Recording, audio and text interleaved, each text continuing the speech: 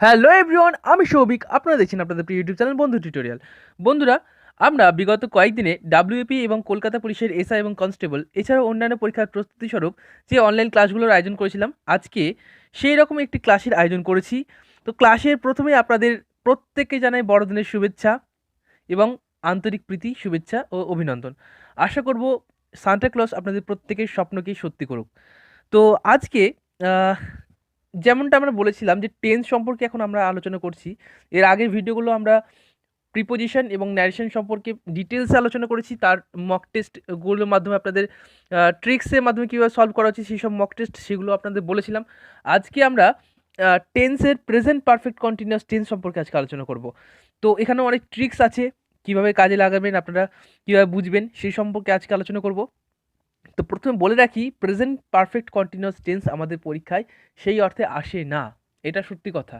আমি অকপটে স্বীকার করছি, সেই অর্থে আসে না। কিন্তু কখনো কখনো পরীক্ষক কিছু কিছু প্রশ্ন ট্রিক্সের মাধ্যমে দেওয়ার চেষ্টা করেন, যাতে ছাত্রছাত্রীরা কতটা কি শিখেছে বা কতটা কি জানে সেই অর্থে কিন্তু প্রশ্ন দেন। যার ফলে এই কনসেপ্টটা না জানলে কিন্তু আমাদের প্রশ্নটা খুব কঠিন মনে হতে পারে এবং মনে হতে পারে যে এর উত্তর অন্য হতে পারে, এরকম ধরনেরও হতে পারে, কনফিউজিং এরকম কিছু কিছু প্রশ্ন দেন ওনারা। তো সেক্ষেত্রে আমাদের যাতে সেই বিষয়টি যাতে সম্মুখীন না হতে হয়, তার জন্যই আমরা আজকে প্রেজেন্ট পারফেক্ট কন্টিনিউয়াস টেন্স সম্পর্কে আলোচনা করব। ট্রিক্সও আছে অনেক। তো আজকের ভিডিওটি শুরু করার আগেই প্রতিদিনের মতো আজকেও আমি একটু অনুরোধ করছি, অবশ্যই চ্যানেলটিকে সাবস্ক্রাইব করবেন এবং ভিডিওতে অবশ্যই একটু লাইক দেবেন। তো চলুন আজকের প্রেজেন্ট পারফেক্ট কন্টিনিউয়াস সম্পর্কে ক্লাসটি শুরু করি। তো আপনারা যারা আমাদের নিয়মিত ক্লাসগুলো করেছেন, আপনারা হয়তো অনেকেই জানেন আমরা প্রেজেন্ট পারফেক্ট সম্পর্কে জানি, প্রেজেন্ট কন্টিনিউয়াস সম্পর্কে জানি। কিন্তু এটা কি স্যার, প্রেজেন্ট পারফেক্ট আবার কন্টিনিউয়াস? প্রেজেন্ট মানে তো স্যার বর্তমান, পারফেক্ট তো অতীত, আর কন্টিনিউয়াস হচ্ছে আমাদের যে বর্তমান কাল যেটা ঘটছে। তাহলে স্যার তিনটে কী করে হতে পারে স্যার? তিনটে তো একসাথে কীভাবে হবে স্যার? বুঝতে পারছি না। হ্যাঁ, অবশ্যই বলবো, পুরো বিষয়টা বলবো, খুব মজার সাথে বলবো, যাতে প্রত্যেকে খুব ইন্টারেস্টের সাথে এই ক্লাসটি করতে পারেন। তো প্রথমে বলে রাখি, প্রেজেন্ট পারফেক্ট কন্টিনিউয়াস টেন্স হলো এরকম কিছু কিছু বাক্য, যখন ধরুন কোনো বাক্যে কোনো ঘটনার উল্লেখ আছে এবং সেই ঘটনা কিন্তু আপনার সেই ঘটনা সম্পর্কে জ্ঞানটা আগে থেকেই আছে, এই ধরনের বাক্যের ক্ষেত্রে কিন্তু প্রেজেন্ট পারফেক্ট কন্টিনিউয়াস টেন্সটি হয়। কীরকম আমি আরেকবার বলছি, যখন আমাদের কোনো ঘটনার সম্মুখীন হতে হয় এবং সেই ঘটনার যে ফলটা বা যে ঘটনাটা হচ্ছে সেই সম্পর্কে আমাদের আগে থেকেই জ্ঞানটা থাকে, এই ধরনের বাক্য কিন্তু প্রেজেন্ট পারফেক্ট কন্টিনিউয়াস টেন্স সম্পর্কে বলে। সেই ধরনের বাক্যই কিন্তু প্রেজেন্ট পারফেক্ট কন্টিনিউয়াস টেন্স। তো প্রথমে বলে রাখি, এই প্রেজেন্ট পারফেক্ট কন্টিনিউয়াস টেন্সের যে হেল্পিং ভার্ব, যেমন ধরুন আমি প্রথম দিন যেমন বলেছিলাম যে প্রেজেন্ট ইনডিফিনিট টেন্সের সম্পর্কে কী হবে, প্রেজেন্ট ইনডিফিনিট টেন্সের সম্পর্কে থাকে ডু ডাজ। প্রেজেন্ট পারফেক্টের ক্ষেত্রে কি হ্যাজ হ্যাভ, ঠিক আছে। সেইভাবে প্রেজেন্ট কন্টিনিউয়াস সম্পর্কে আমরা বলেছিলাম, প্রেজেন্ট কন্টিনিউয়াসের ক্ষেত্রে কি হয়, ইজ এম আর। তো সেইভাবে প্রেজেন্ট পারফেক্ট কন্টিনিউয়াস টেন্সের যে হেল্পিং ভার্ব সেটিতে কি ব্যবহৃত হয়, সেই হেল্পিং ভার্বে ব্যবহৃত হয় হ্যাজ বিন অথবা হ্যাভ বিন। বুঝে গেল? হ্যাজ বিন অথবা হ্যাভ বিন, এইটা হচ্ছে হেল্পিং ভার্ব। আপনাকে শুধু এইটা মনে রাখতে হবে, হ্যাজ বিন অথবা হ্যাভ বিন এর মধ্যে যে কোনো একটা হেল্পিং ভার্ব বসবে। বাকিটা আমি পুরো ডিটেলসে বুঝিয়ে দিচ্ছি আপনাদের। বন্ধুরা, প্রেজেন্ট পারফেক্ট কন্টিনিউয়াস টেন্স সম্পর্কে তো আমরা সকলেই জানবো, কিন্তু তার আগে একটি উদাহরণের মাধ্যমে বিষয়টি একটু মজার মাধ্যমে দেখি কীরকমভাবে আমাদের কাজ করে। ধরুন আমি একটি বাক্য বললাম, আমি আপনাদের পড়াচ্ছি। এটা কী ধরনের বাক্য? আপনাদের যদি জিজ্ঞাসা করি, আমি আপনাদের পড়াচ্ছি, এটি কী ধরনের বাক্য? এটি কি প্রেজেন্ট পারফেক্ট টেন্স নাকি প্রেজেন্ট কন্টিনিউয়াস টেন্স? আপনারা প্রত্যেকেই বলবেন স্যার এটা প্রেজেন্ট কন্টিনিউয়াস টেন্স। আমি পড়াচ্ছি, যেহেতু পড়াচ্ছি, এখনও সেটা চলছে, ঘটমান বর্তমান, সেহেতু এটি তো অবশ্যই প্রেজেন্ট কন্টিনিউয়াস টেন্স হবে। Yes, you are correct. Congratulation, আপনি সঠিক উত্তর দিয়েছেন। এবার আমি আর একটি প্রশ্ন জিজ্ঞাসা করছি, এই রকম ধরনের, শুধু একটু চেঞ্জেস আছে। আমি 10 বছর ধরে আপনাদের পড়াচ্ছি, এই বাক্যটি কী ধরনের বাক্য? আপনারা কজন পারবেন কমেন্টে অবশ্যই বলবেন, আমি কিন্তু দেখবো কী কী বলছেন। আমি 10 বছর ধরে আপনাদের পড়াচ্ছি, এখানে বললাম কি আমি আপনাদের পড়াচ্ছি, আর এখানে বললাম আমি 10 বছর ধরে পড়াচ্ছি। তার এই বাক্যটি কী ধরনের বাক্য? এটি কি present perfect tense, present continuous tense? না। তাহলে কি?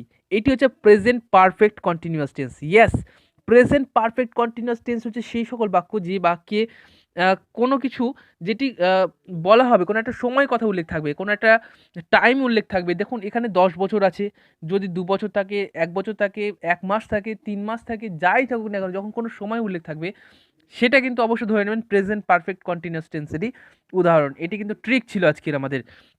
90% সময় এটি কিন্তু কার্যকরী। যখনই দেখবেন কোনো বাক্যে কোনো একটা সময় উল্লেখ থাকবে, বিকেল 4টে, সন্ধ্যে 6টা, এরকম ধরনের কিছু কিছু থাকবে, যাই থাকুক না কেন, কোনো একটা সময় যখন উল্লেখ থাকবে সেটি কিন্তু বেশিরভাগ সময় এটির চান্সেস থাকে প্রেজেন্ট পারফেক্ট কন্টিনিউয়াস টেন্স হওয়ার। বোঝা গেল? তাহলে এটি ছিল আমাদের ট্রিক্স। তো এবার আমরা দেখে নেব কোথায় কোথায় বাক্যে কি কোথায় কোথায় প্রেজেন্ট পারফেক্ট কন্টিনিউয়াস টেন্সটা ব্যবহৃত হয়। তো চলুন আমি প্রথমে বলে রাখি, অ্যাফার্মেটিভ এবং নেগেটিভ দুটোই কিন্তু আজকে আমরা আলোচনা করব।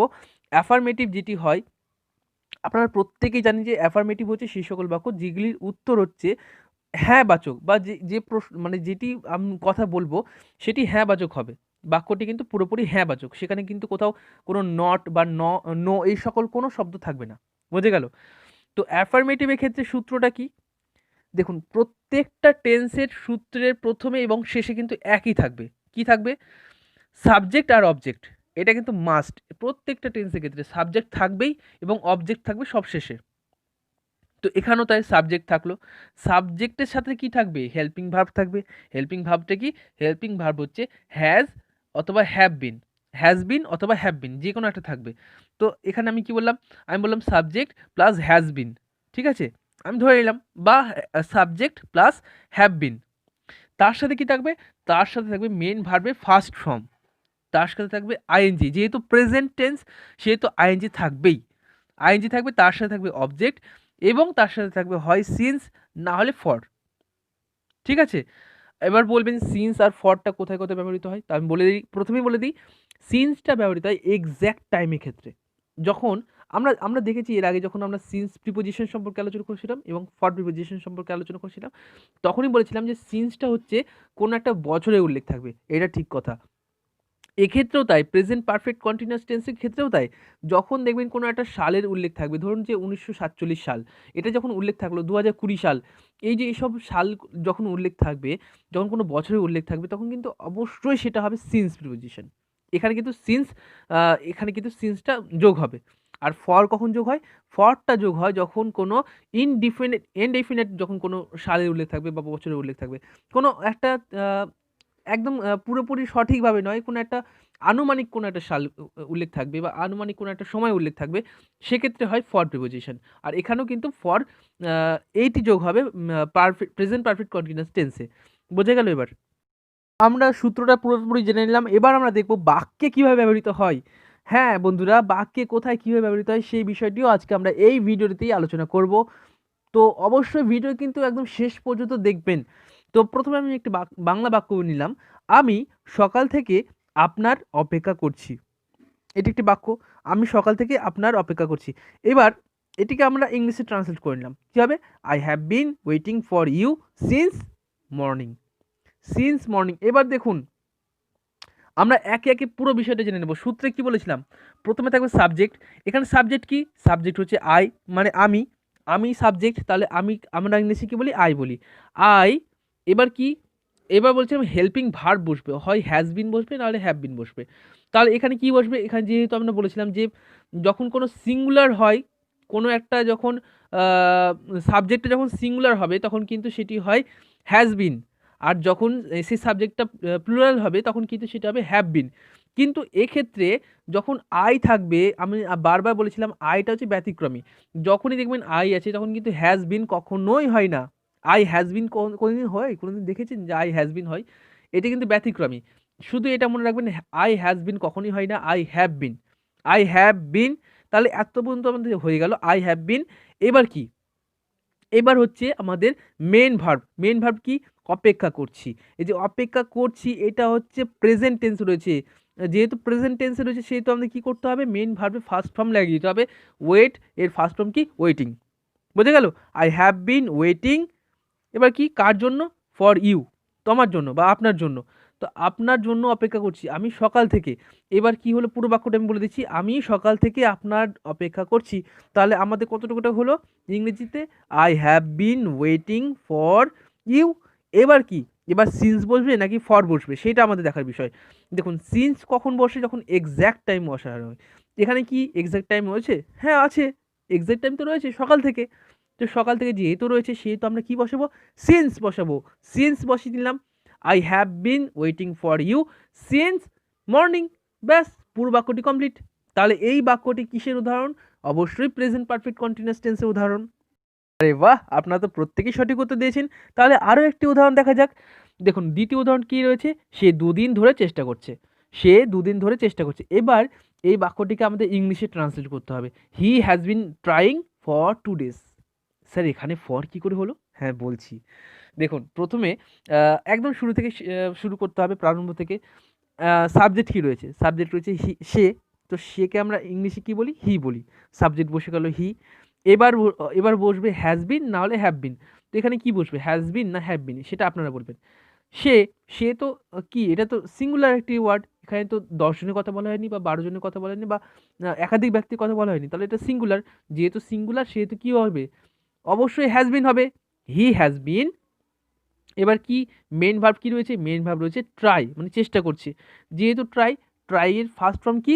ট্রাই ফার্স্ট ফর্ম হচ্ছে trying. He has been trying for 2 days। এবার ফরটা কেন হলো বলছি।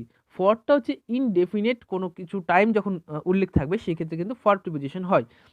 এখানে কিন্তু এবার বলবেন স্যার এখানে তো মানে এখানে তো একদম অনিশ্চয়তা কিছু বলা হয়নি। দেখুন 2 দিন ধরে বলা হয়েছে সকাল থেকে, এটা যেমন এক্স্যাক্ট বলছে যে আজকে সকাল থেকে, আমরা বুঝে গেলাম। এখানে 2 দিন বলতে কিন্তু কোনো এক্স্যাক্ট সময়কে বোঝাচ্ছে না। একটা ইনডেফিনিট কিছু একটা বললো যে হ্যাঁ আমি 3 দিন ধরে বসে আছি, 2 দিন ধরে বসে আছি, 5 দিন ধরে বসে আছি।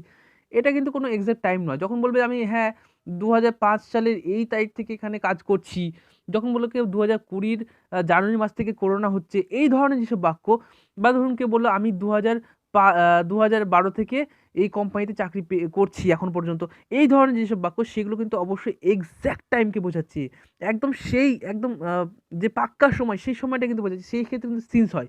আর যখন বললো আমি 5 দিন ধরে এখানে কাজ করছি, আমি 2 দিন ধরে এখানে বাস করছি, এই ধরনের বাক্য যেগুলি যেগুলি অনিশ্চয়তামূলক সেগুলো হচ্ছে ইনডিফিনিট, সেহেতু সেখানে হয় ফর প্রিপোজিশন। তাহলে এখানে কি বসবে? অবশ্যই ফর প্রিপোজিশন বসবে।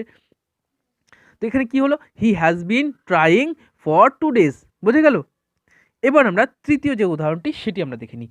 তৃতীয় উদাহরণ কি রয়েছে? তুমি 1990 থেকে কলকাতায় থাকো বা থাকছো, এই ধরনের বাক্য।